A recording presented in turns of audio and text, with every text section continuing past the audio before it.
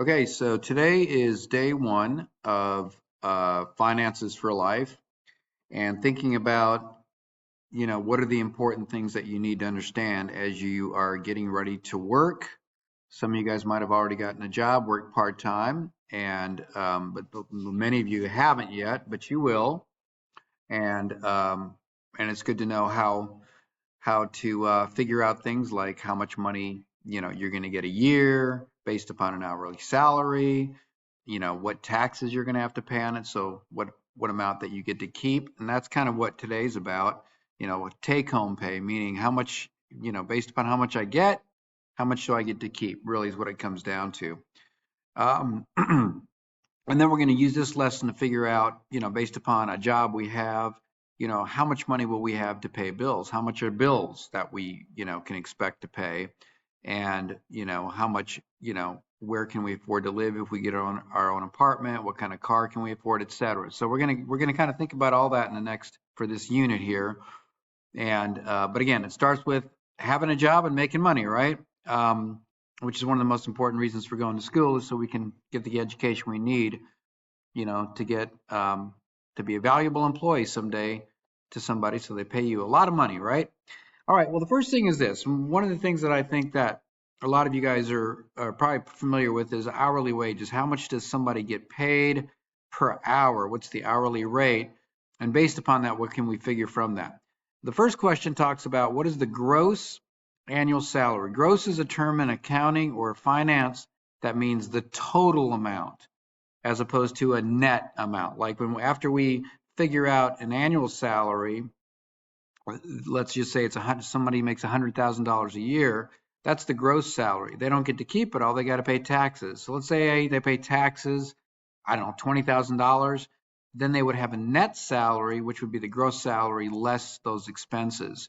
But anyway, so when you see this term here, gross annual salary, that's what it means. It means the total amount. So what would the gross annual salary be based upon the following hourly salary? Well, the way to figure that one out is and this is, by the way, the assumption here is that you're working full-time. I don't think I put that anywhere, but what we're going to do is we're going to pretend that you guys have got a full-time job, either during the summer or after you graduate, and you're making $25 an hour. So based upon that, how do we figure out the annual salary? Well, what you have to do is you have to realize that, if you're working full-time, the typical job full-time, let me make sure I got a pen that works here. Okay, so the typical full-time hours a week is 40. So we're going to just assume that you're working 40 hours per week, okay? So that means that you're going to take that $25 and you're going to multiply it by 40 hours a week. But then you don't just work 1 week a year, right? If you're full-time, you're working 52 hours a week. Well, no, I'm sorry. You're working 52 weeks. This is the number of weeks a year, okay? So you'd have to multiply the hourly rate, 25, times your 40 times 52. And when you do that, you're going to get, let's see, okay, 25 times 52 times 40. Enter, and I got $52,000 for that. Okay, so let's see, so 50, so that would be C. Okay, all right, so that's how that works, guys. Okay, the next thing, number two, what is the hourly salary based on the following gross annual salary? Okay, well, think about it. We just went from the gross annual to the hourly, going through this process, 25 times those. So now what we're going to do is we're going to take this, and we got, what, 52,000, right? So now we're going to take this 72,000, right? And we're going to divide by 40 hours per week, right? First, and also 52 weeks a year. And when you think about it, those two together, maybe a shortcut is 40 times 52 is 2080. So what does that mean? It means if you work 52 weeks a year times 40 hours a week, you're going to work 2,080 hours. Okay, these are your hours. So you can use that as a thing. So we could have taken that 25 times the hours we work per year, and that would have given us 52. Or we could take this 72,000. If you take your calculator, multiply those, that's what you get. We take that 72,000 divided by, so you may want to remember that number 2080. Now, by the way, you don't literally work all of them. Ideally, when you work a full-time job, you get benefits like vacation, and usually the minimum weeks per year vacation is 2 weeks or 80 hours, 40 times 2 vacation. So literally, most people work 2,000 hours a year and the 2080, but you still get paid. So that's why we put 2080. The 80 represents vacation pay. Ideally, you get paid for vacation. Most big jobs will pay it. But anyway, you take 72,000 divided by 2080 and you get, oh, wait a minute. So I take 72,000 divided by 2080 and I get 34.61, $34 per hour and 61 cents. So let's see what choice that is. 34.61. So I picked the one that's closest to it, right? Because of a rounding, but 34.60. So that would be that one. Okay, so the next thing is how much is deducted for Social Security tax? Really quickly, Social Security tax, those are taxes that are used to be paid so that when people retire, which is going to be you one day, you have, it goes into a fund so that every month, once you're retired, when you become 65 or whenever you retire, every month you get a check from the government that helps you pay your expenses when you're no longer working or have a job when you're retired, right? So if you ever wonder what's the purpose of Social Security, that's what it is.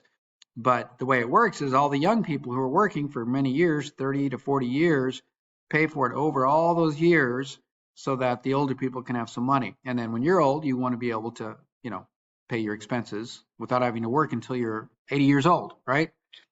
But what is it? How do we calculate it? Well, it's pretty simple. It's 7.65%, or the rate is, you divide that by 100, it's 0.0765. So you may want to take a note, and all you got to do is take that 54,000 and you multiply it by that rate, 0.0765, and that's the answer. Pretty short and sweet. Okay, so 54,000 times 0.0765.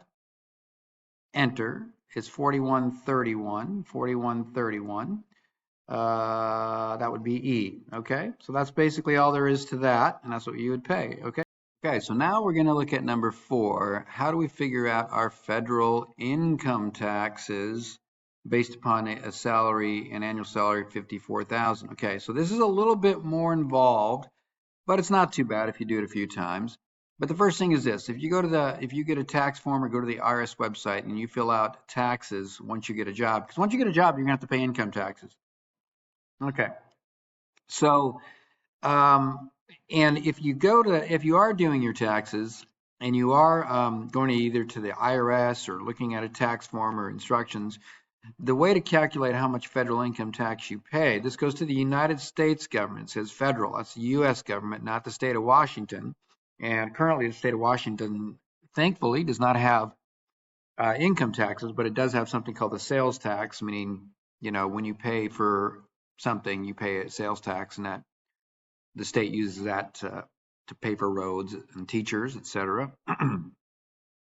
But how do we calculate the taxes? Well, the first thing I realized, and I realized that I just misspelled it, is that they give you what's called a standard deduction. Now, what I'm doing here, this is for a single tax filer, okay?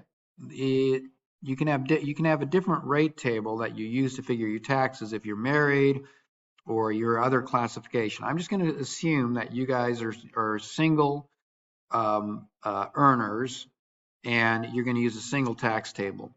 And so I'm going to use those rates. And the first thing you'll notice is if you've got an income of $54,000, what you have to do is you have to figure out the taxable income. So what you have to do is you have to take that and you have to subtract what's called a standard deduction.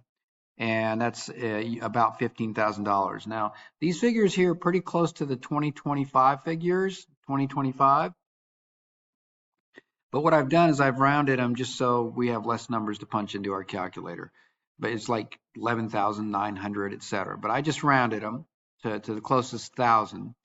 And so the same thing with the standard deduction. So what they do is they allow you to take away $15,000. So what would that be? That'd be 40, it'd be 39,000, right? So that would be your taxable income.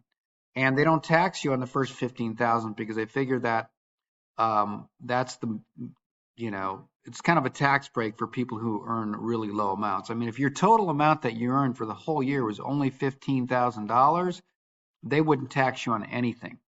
And it's kind of it gives a break to people who have really low income and they don't tax them. Okay. So the first thing I did is I kind of put together a table here that would allow you to do the calculations, because basically you get taxed different rates based upon the different amounts, different parts of your income. So for the first $12,000, if you're at 39,000, then that first 12,000 is taxable at 10%. So $12,000 up to a maximum of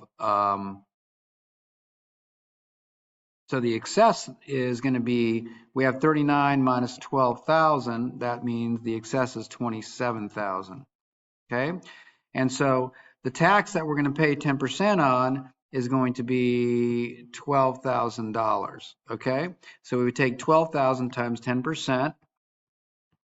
You know, you take the rate, 10% divided by 100 is that. So $12,000 times that is going to be $1,200. Okay. Okay, so I kind of fixed this here. The taxable amount is at 39,000 right here, right? And then we are taxed on 10% up to 12,000, and the excess represents how much more above 12,000 we have. And then we figure out the tax on this part here. So we tax 10% of 12,000, that's that.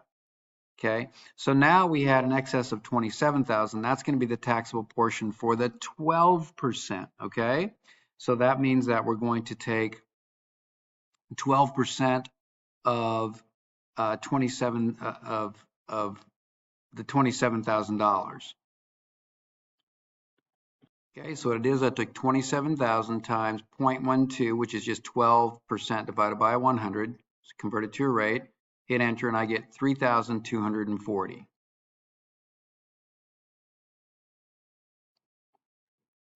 Okay, 3,240. So that's the tax at the 12% bracket.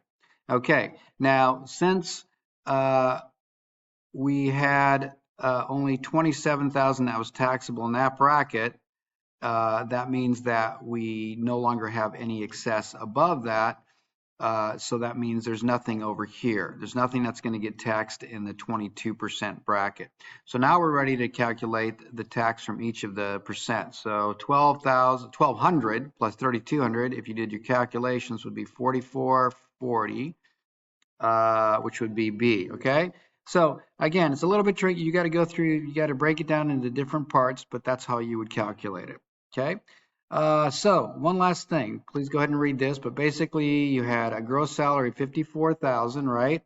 And how much would be your monthly after-tax income for expenses? So we have 54,000 minus our Social Security tax, which was minus what we figured out for our income tax, which was the, what do we get? The 44 right up here.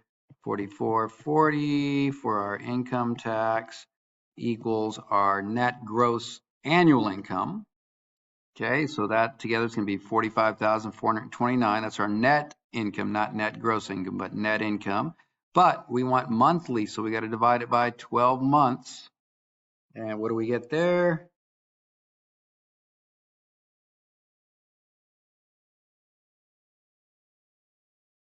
I get 3785 or 86, 37. There you go. Okay, guys, so that is how you do the how you figure all this stuff out based upon starting with an hourly rate, what's your annual gross income, how to figure out Social Security taxes that are taken out and federal income taxes that are taken out, and then finally figure out what's my monthly after-tax income, because that's the amount that you're going to have to pay bills like rent and food and save money for your future and vacations, okay? So the rest of the packet has practice questions 6 through 15, so make sure to do those and then enter them into Canvas when you're done.